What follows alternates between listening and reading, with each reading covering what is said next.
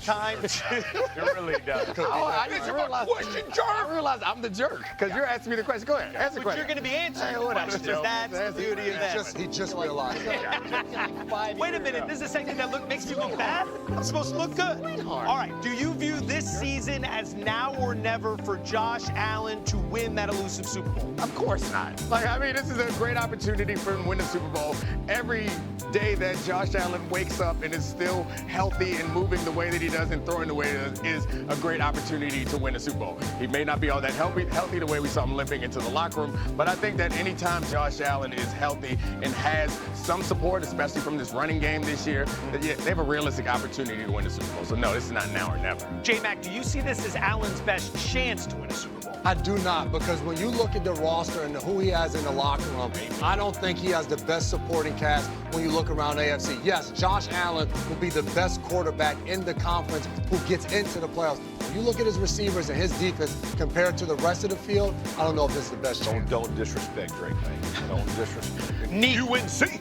Answer the question. Who is going to capture the 1 seed in the AFC? Yeah, I'm leaning towards the Broncos, and maybe I got a little Broncos bias, but I think what happened to them last week against the Jags was ugly, but it's not over. This team's been incredible, and just a week prior, we saw Bo Nix take what we thought was a step offensively, and his ability to attack the intermediate area and be more accurate consistently in the course of the game. This team is really good and getting better, and they have a running game that can support the quarterback a little bit, and a defense that I think is just amongst the best, not amongst the best, probably the best in the league. I like the Texans just a little bit more. But Saturday. A top-level defense. Which team in the AFC most needs that 1 seed to succeed?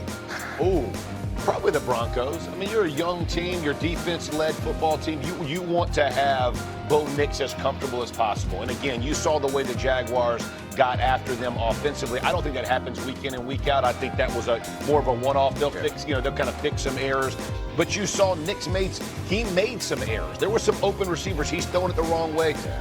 When you go on the road, all that timing speeds up. You want to be at home if you're the Denver Broncos. Plus, they really think their home field is for sure. Yeah. The whole high thing. Yeah. Neek, answer the question. Is John Harbaugh coaching for his job in Baltimore? Yeah, I mean, everybody's coaching for their job, right? Is that a cop-out? All right, I will answer the question. I don't think he is coaching for his job. I think that John Harbaugh has shown the ability there to change a bunch of different times. I think the way that they run offense, the way they run defense, he's been the CEO. And since he came up as a special teams coordinator, he doesn't seem married to any scheme that is a problem. If they want to move on from John Harbaugh, it's not because of his ability to coach. It's because of maybe there's some sort of disconnect inside the building. If that is something that's happening, then they have to make the decision. But as of now, I think John Harbaugh has kind of proven that he's an adaptable manager, and if they think that it's nothing else, if the issue is that they haven't won this year, I think they'll figure out a way to win going forward with him as the coach. Let's stay right here on this because we're not the only ones asking about this. John Harbaugh himself was asked about this yesterday. Take a listen. Try to do the job, not try to keep the job, because there's no such thing as having a job. It's just doing a job. And so my focus is on always, and has been for the last 18 years here and the last 41 years in coaching, has been to try to do the best job I can today and fight as hard as I can so the guys have the best chance to be successful today. If we do a good enough job today, then the opportunity to do that job or a different job will be there tomorrow. And that's what you hope for. Raj, Schefter said on this show yesterday, and he pointed this out, Harbaugh and Lamar together only have 3 playoff wins in their entire tenure together. Is it a certainty both are back with the Ravens next season? No, because it is time to address Lamar's contract again for the Baltimore Ravens. He has 2 years left on it, no guarantees, and if they do nothing at all, his cap number next year will be almost $75 million. So they have to figure something out, whether that's an extension or if they decide they want to, take it out for a spin and see what you could maybe get on the trade market. Now, the reason to do that would only be if you got to a point where you're considering all your options, which is look, it's year 8. And they've won 3 playoff games. They've built elite teams around Lamar Jackson that still weren't able to get it done. If you're in the business of winning championships and you're sitting there and you think and you believe that you're not going to get it done with this player, then I think you have to consider all options. I'm not saying they should trade Lamar Jackson. Right. I am saying it is time to extend him again.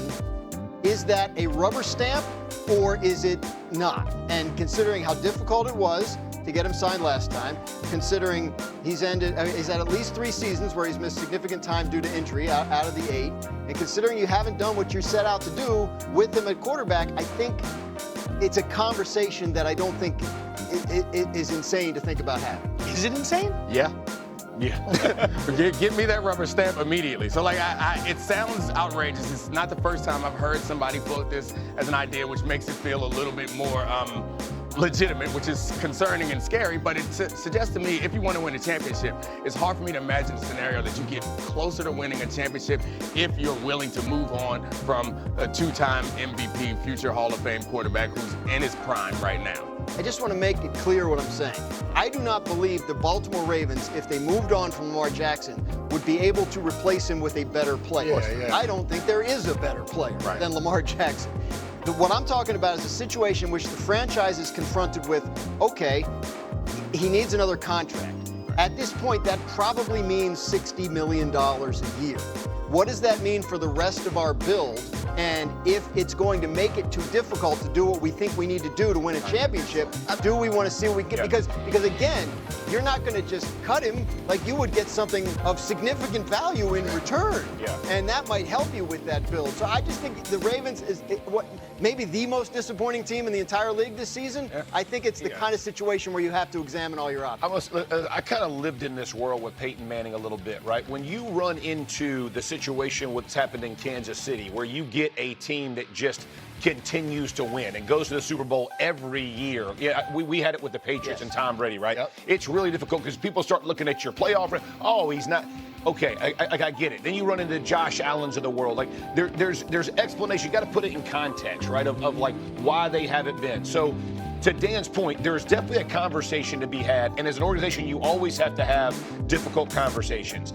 But when you're talking about, you've already built your organization around Lamar Jackson. To strip this down and change up the style of play would be really difficult again. Because again, there's not another quarterback in the league that fits that model. Right. And that's what I'm saying. Change the model. That's right. Like, to your point, you say context, right? Like, oh, he's run into Josh Allen, he's run into Patrick Mahomes.